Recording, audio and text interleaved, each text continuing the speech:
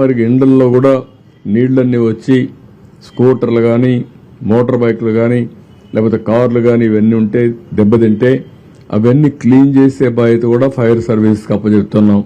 ఎక్కడికక్కడ అవి కూడా క్లీన్ చేసి మళ్ళా రిపేర్ గంట పంపించే విధంగా ఇంకో పక్కన రేపో ఎల్లుండో బ్యాంకర్స్తో ఇన్సూరెన్స్ కంపెనీస్తో కూడా ఒక మీటింగ్ పెట్టుకుంటాం. ఏవైతే మోటార్ వెహికల్స్ ఉన్నాయో లేకుంటే ఈ ఆటోలు కానీ కార్లు కానీ ఉన్నాయో వాళ్ళకందరికీ ఇన్సూరెన్స్ ఇప్పించాల్సిన అవసరం ఉంది.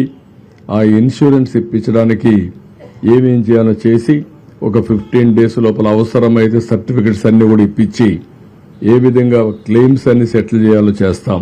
ఇంకొకటి కూడా మళ్లీ అపీల్ చేస్తున్నా, ఈరోజు చాలా మంది ముందుకు వచ్చారు. ఆ పేర్లు కూడా ఎప్పటికప్పుడు రిలీజ్ చేస్తున్నాం. కొంతమంది 1 crore అని 50 లక్షలని 10 లక్షలు 20 లక్షలు ఇస్తున్నారు.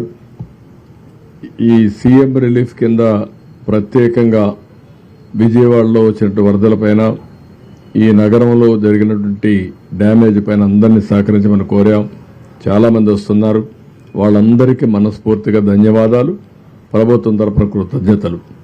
నేను ఒకటే అందరినీ కోరుతున్నా, ఇక్కడ విజయవాడలో ఉండేవాళ్ళు కూడా ఆ స్ఫూర్తి రావాలి.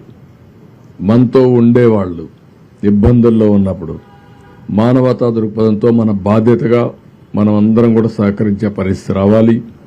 అందరూ ఏ విధంగా మీకు తోచిన విధంగా వాళ్ళను కూడా ఆదుకోవడానికి ముందుకు రండి. డిజిటల్ పేమెంట్ పెట్టాం, క్యూఆర్ కోడ్ ఇచ్చాం, అవన్నీ కూడా వర్కౌట్ చేసి ఎప్పటికప్పుడు మీడియాకి ఇస్తున్నాం, పేపర్లో ఇస్తున్నాం, ఎలక్ట్రానిక్ మీడియాకి ఇస్తాం.